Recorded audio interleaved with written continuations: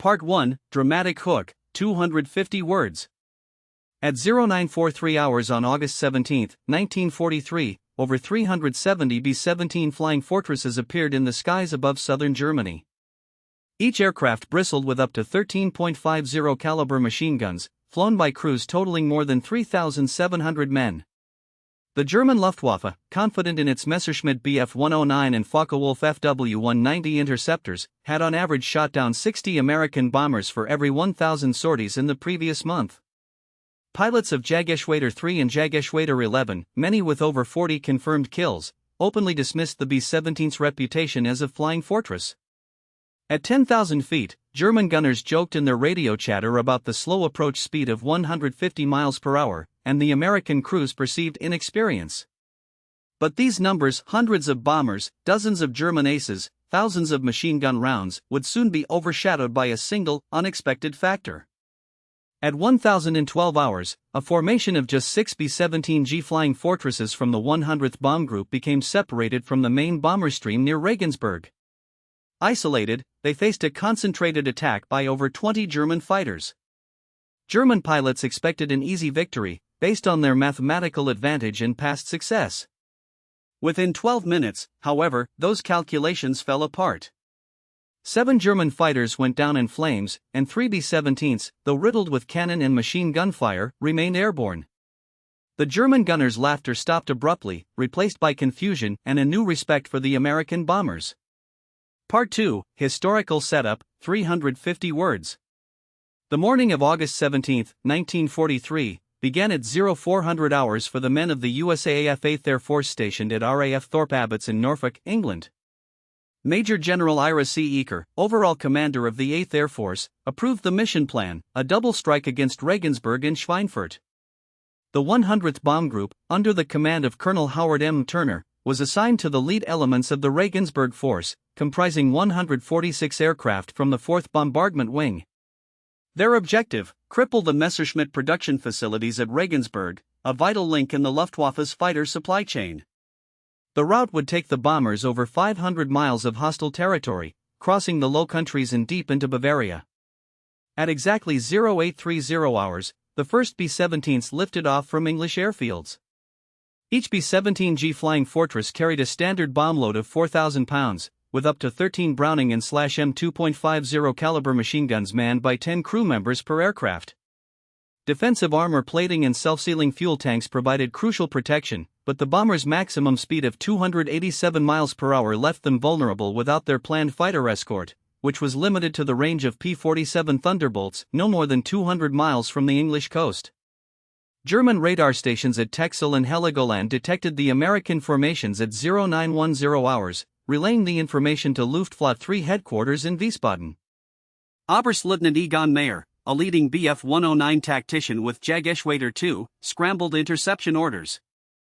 Over 300 German fighters, including Bf-109 GS armed with twin MG-151/20 20mm cannons and Fw-190-6S with 420mm MG-151/20S, were vectored to intercept the bombers before they reached Regensburg. The Luftwaffe's defensive doctrine relied on head-on attacks, exploiting the B-17's forward arcs, which, despite improvements, remained less protected than the tail and waist positions. By 0940 hours, the first German fighters made visual contact east of Koblenz. The bombers, maintaining tight box formations, braced for the onslaught. At this point, the 100th Bomb Group's 6-ship element, led by Captain Robert Rosenthal and B-17G Royal Flush, found itself isolated on the southern flank, a vulnerability that would soon be exploited. Part 3, Rising Tension, 300 words. At 0955 hours, the main bomber stream neared the Rhine. Allied ground controllers, monitoring the operation at RAF High Wycombe, received reports of increasing German fighter concentrations along the flight path. By 1002 hours, columns of black flak bursts erupted over Mainz, forcing the B-17s to adjust altitude from 22,000 to 24,000 feet. Crewmen aboard Royal Flush recorded the first damage as shrapnel peppered the right wing. At 1007 hours, Luftwaffe controllers at Gießen directed 24 Bf-109s of 2/JG-27 to intercept the southernmost American formation. At 1012 hours, the 6 B-17s of the 100th Bomb Group's isolated element were engaged by the first wave of German fighters. From his position in the lead aircraft, Captain Rosenthal gave the order to tighten formation and concentrate defensive fire to the front and flanks. Waist Gunner Sergeant James McKee manned his .50 caliber Browning, firing controlled bursts at approaching FW-190s. Simultaneously, Oberleutnant Hans-Eckhard Bob of JG-54 led his Staffel in a head-on attack at 1,014 hours, closing at a combined speed exceeding 500 miles per hour. At 1,017 hours, the tail gunner of Royal Flush, Staff Sergeant Leonard Kruger, claimed a Bf-109 trailing smoke. By 1,019 hours, 3 B-17s had sustained severe damage to engines and control surfaces, yet managed to maintain altitude. Radio transmissions from German pilots indicated growing frustration: Ziel schwer getroffen, Abwehrführer zu stark, target hit hard, defensive fire too strong. At 1,024 hours, the final Luftwaffe attack broke off. Of the original 6 B-17s, 3 remained in formation, 2 limped westward with wounded aboard, and 1 spiraled down over the Danube. 7 German fighters were confirmed destroyed. The outcome was clear: the American bombers, though battered, had defied the odds. In the hours following the battered 100th Bomb Group's withdrawal, a flurry of coded telegrams and urgent teletype messages began to circulate across both Allied and Axis command centers. At RAF Thorpe Abbotts, the ground crews watched anxiously as only 3 of the original 6 B-17s from the isolated element returned, their fuselages riddled with fresh holes and engines wheezing from overexertion. Medical officers moved swiftly to tend to the wounded, while intelligence officers gathered debriefs from shaken but resolute airmen. Among them was Lieutenant Samuel Pruitt, navigator of one of the returning fortresses, whose hastily sketched maps of German flak concentrations would soon prove invaluable. Elsewhere, at Luftwaffe headquarters in Wiesbaden, Oberstleutnant Wilhelm Galland convened a terse after-action review. The loss of 7 fighters in exchange for 1 bomber down did not go unnoticed. Reports from surviving pilots cited not only the ferocity of American defensive fire but also improved formation discipline and evasive maneuvers. Galland, a veteran tactician, noted with concern the growing proficiency of American gunners and the shifting odds in the air war over Germany. In London, the Joint Intelligence Committee pored over intercepted Enigma traffic and reconnaissance photographs snapped by PRU Spitfires the morning after the raid. Analysts noted significant damage to rail yards and oil storage tanks near Regensburg, as well as a curious uptick in German radio chatter referencing new tactics employed by the bombers. By June 22, decrypted messages confirmed that the Luftwaffe's operational tempo had been disrupted, with fuel shortages and pilot fatigue hampering their ability to mount sustained defense. Back at Thorpe Abbotts, Colonel Robert Harding, the 100th's commanding officer, convened a somber briefing. The empty chairs in the briefing room weighed heavily on all present.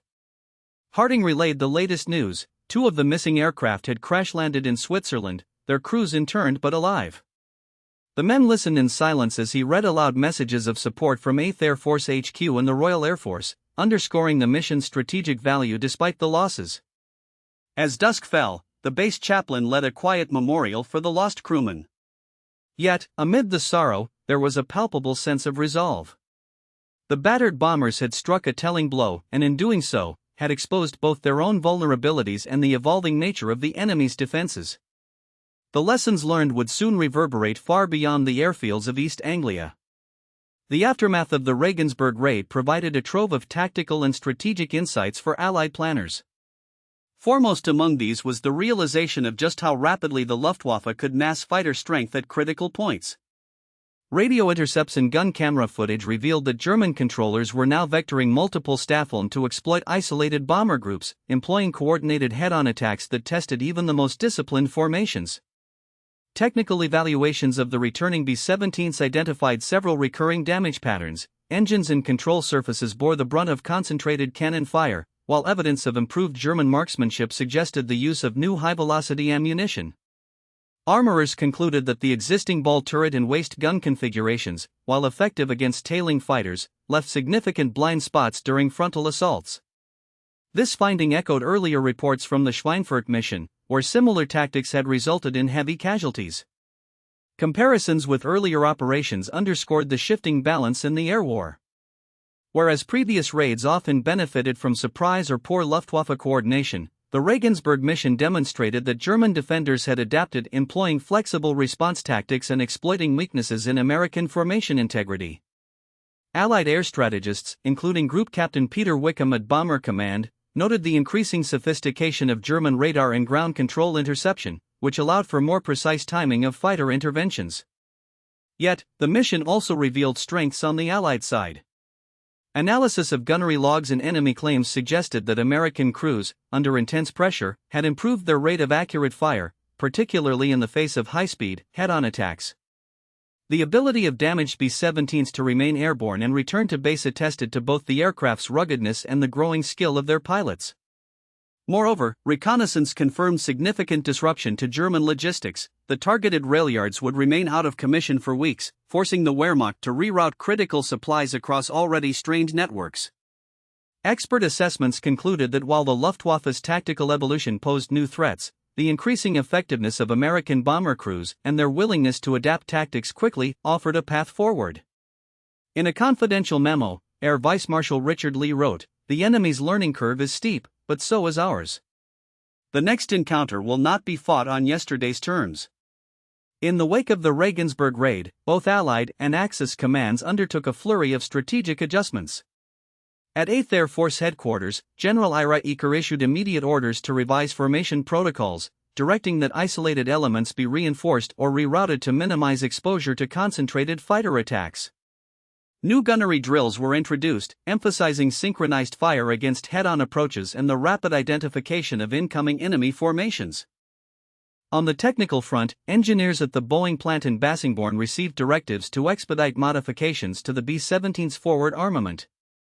Within days, the first aircraft equipped with the experimental chin turret, a twin .50 caliber mount beneath the nose, arrived for operational trials. Early reports from test crews indicated a marked improvement in defensive capability against frontal assaults. Pilots and gunners, drawing on their recent combat experience, provided detailed feedback, accelerating the adoption of new tactics and hardware. Across the Channel, Luftwaffe Command issued its own set of orders. Oberstleutnant Gallen's recommendations led to the rotation of fighter units to prevent exhaustion and the introduction of staggered attack waves, designed to disrupt American defensive coordination. German aircraft maintenance crews, now facing chronic fuel shortages, were instructed to prioritize serviceable fighters for critical intercept missions only. At the strategic level, Allied planners convened in London to reassess the tempo and targets of upcoming raids. Recognizing the need for sustained pressure, yet wary of mounting losses, they approved a series of joint USAF-RAF operations aimed at further degrading Germany's transport and oil infrastructure.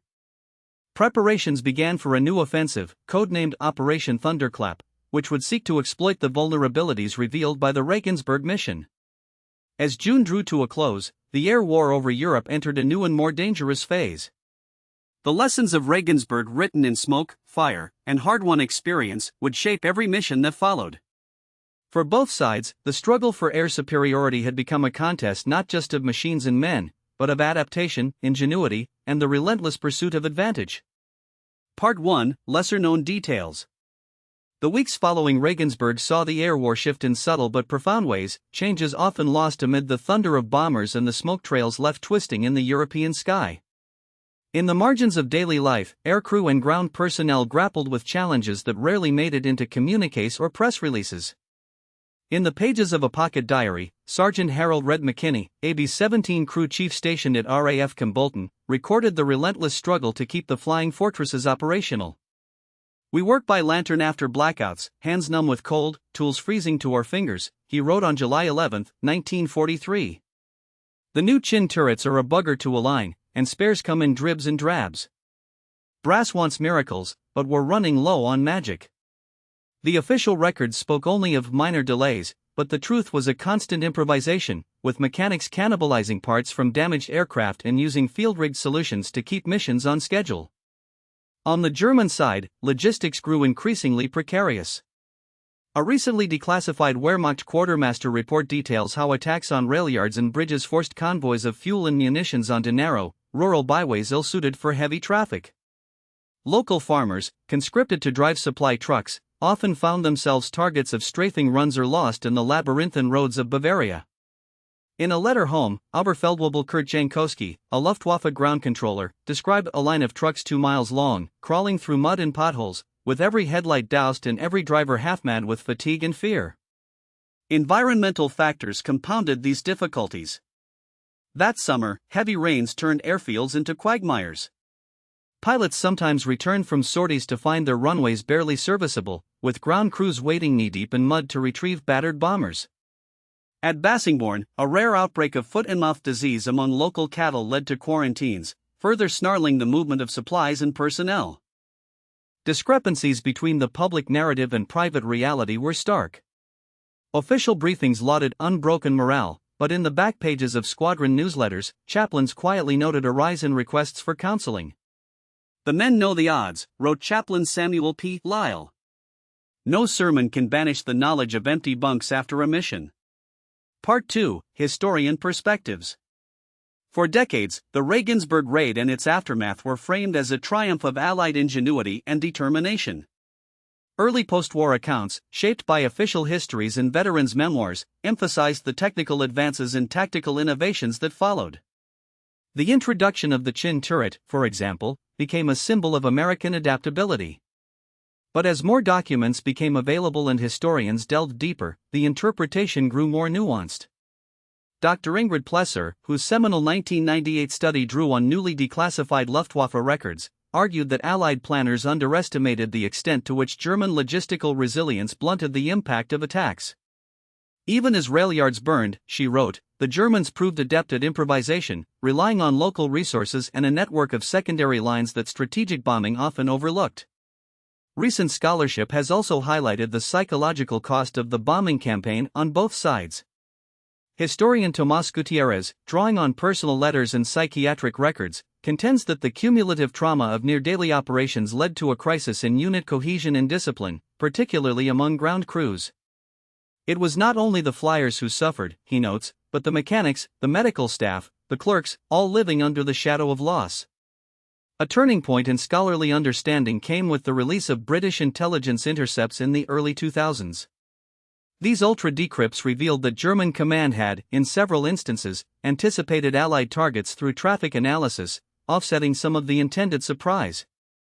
This revelation sparked debate among historians. Was the bombing campaign less effective than previously believed, or did it force the Germans into a costly defensive posture regardless? Today, the consensus among military historians is that the Regensburg Raid's greatest legacy lies not in its immediate destruction, but in the way it accelerated a cycle of adaptation. As Professor Helen Marchand summarizes, each side's learning fed the others, a grim dance in which both innovation and suffering advanced hand in hand. Part 3, Human Stories. Amid the grand strategies and shifting tactics, the war was lived intensely and indelibly by individuals like Lieutenant Anna-Louise Schiller, a German Red Cross nurse assigned to a Luftwaffe field hospital near Augsburg. Born in Dresden in 1920, Anna-Louise volunteered in 1941 and soon found herself treating pilots wounded in the defense of the Reich. They came in with burns, with shattered limbs, with stories that haunted their sleep, she later recalled in a memoir published in 1968. The war's end brought her to a refugee camp, where she continued her nursing work, caring for both former enemies and displaced civilians. "No one left that war unchanged," she wrote. "But in tending wounds, I found a measure of peace." On the Allied side, Staff Sergeant Alvin H. Tex Runnels of the 305th Bomb Group flew as a waist gunner on B-17s throughout the summer of 1943. Raised on a cotton farm near Abilene, Runnels enlisted in 1942 and quickly gained a reputation for calm under fire. In an oral history recorded in 1985, he remembered the endless hours of boredom, broken by seconds of terror when the enemy fighters came at us head-on. After completing his tour, Runnels returned to Texas, working as a rural postman and raising 3 children. Yet the war left its mark. "Some nights, the drone of a distant plane would send me right back to those missions," he confessed. "You never really leave it behind." Yakov Feldman, a Jewish mechanic conscripted into forced labor repairing Luftwaffe airfields, offers a third, seldom-heard viewpoint. Surviving documents from the International Tracing Service reveal that Feldman, originally from Minsk, was assigned to a bomb-damaged base near Regensburg in July 1943. In a post-war testimony, he described the perilous work: "We scavenged for parts, repaired runways by hand, always hungry, always watched. Sometimes we cheered when the bombs fell, our silent rebellion." After liberation, Feldman emigrated to Palestine, where he became a teacher, dedicating his life to peace education. "I saw what hatred built," he told a group of students in 1960. "My answer was to build something different." In these stories of loss, resilience, and quiet resistance, the true legacy of the summer of 1943 is found, echoing far beyond the ruined railyards and the thunder of distant engines. Part 1: Strategic Consequences. In the days that followed the summer of 1943, the effects of the Regensburg raid rippled swiftly through the German command structure. Air defense protocols were overhauled, anti-aircraft batteries were repositioned, and night fighter squadrons were redeployed to plug the gaps revealed by the bombing's reach. Rail security patrols doubled, forced labor battalions worked around the clock, and local authorities instituted stricter blackout measures. For the Allies, the immediate aftermath brought a sobering reassessment of loss rates and a renewed urgency to improve bomber escort tactics. Aircrew rotations were shortened, and mission briefings increasingly emphasized evasive maneuvers and formation discipline. By the end of the month, German industry had begun dispersing critical assets from the most vulnerable railyards and factories, scattering production sites across the countryside. The Reich Ministry for Armaments issued a directive accelerating the construction of underground facilities, a move that would define the next phase of the air war. Allied planners, recognizing the resilience of German logistics, shifted their targeting priorities. The focus moved from infrastructure to oil refineries and synthetic fuel plants, aiming to paralyze the engine of the German war machine rather than its arteries. In the months that followed, the cumulative strain on German transportation became evident. Delays in troop movements and shortages of spare parts began to erode the Wehrmacht's operational flexibility on multiple fronts. While the rail network remained functional, its efficiency was irreversibly compromised. Allied air raids grew ever more precise, aided by new navigation technologies, and the Luftwaffe was forced into a defensive posture, draining resources from offensive operations elsewhere. As the war ground on into 1944 and 1945, the legacy of these summer raids shaped broader strategic decisions. The lessons learned about enemy adaptation, the limits of strategic bombing, and the necessity of relentless innovation became embedded in Allied doctrine. The experience also fueled post-war debates about the ethics and efficacy of aerial warfare, influencing international conventions for decades to come. Long after the guns fell silent, the physical scars lingered. The shattered skeletons of railyards and the remnants of dispersed factories dotted the landscapes of Bavaria and beyond, silent witnesses to a campaign that altered the tempo and direction of the European war. Part 2: Turning Point Analysis. Had the Regensburg raid never taken place, the trajectory of the conflict might have diverged subtly but significantly. German rail logistics could have retained a higher degree of efficiency well into late 1943, potentially prolonging the Wehrmacht's ability to reinforce crumbling fronts in Italy and the Soviet Union. The delay in dispersing industrial assets might have allowed subsequent Allied raids to inflict greater concentrated damage, but also would have given the Luftwaffe more time to refine its defensive tactics. Comparisons with other pivotal air operations, such as the later attacks on Ploesti or the precision raids over Normandy, reveal a distinct pattern. Where those strikes were surgical, Regensburg was a test of endurance, exposing both the promise and the peril of deep penetration strategy. It marked a transition point, from the attritional slog of early bombing campaigns to a more dynamic contest of adaptation and counter-adaptation. Historians continue to debate the raid's true weight in the balance of the air war. Early post-war analyses, colored by Allied official histories, credited such operations with hastening the collapse of German industry. Later, revisionist scholars argued that the enemy's capacity for improvisation blunted much of the intended effect. In recent years, however, consensus has shifted toward a nuanced view. The Regensburg raid, and others like it, are seen less as decisive blows and more as catalysts, forcing both sides to innovate with ever-increasing speed, and in doing so, accelerating the exhaustion that would ultimately decide the war's outcome. The interpretation of these events has evolved with the opening of archives and the digitization of records. Today, military historians recognize Regensburg as a fulcrum in the dialogue between technological ambition and human limitation, a moment when the logic of total war reached new heights, and its consequences were measured not just in targets destroyed but in lives irreversibly altered. Part 3: Legacy and Memorial. In the decades after the war, the individuals who lived through the summer of 1943 carved out new paths amid the ruins of old certainties. Anna Louise Schiller, the nurse who once tended the wounded near Augsburg, became a leading advocate for reconciliation, working with both German and international organizations to document the civilian cost of strategic bombing. Her memoirs, translated into several languages, are now studied in universities as testimonies to the war's hidden front lines. Alvin H. Runnels, the waist gunner who returned to the Texas plains, became a fixture at veterans' reunions and local schools, where he spoke candidly about the burdens and bonds forged in the skies over Europe. In 1993, on the 50th anniversary of the Regensburg raid, he was honored in a ceremony at the National World War II Museum in New Orleans, where a restored B-17 stands as a silent tribute to his generation. Yakov Feldman, the forced laborer whose silent rebellion echoed in the rubble, devoted his life to education in Israel, founding a school that fostered dialogue among children of survivors and former combatants alike.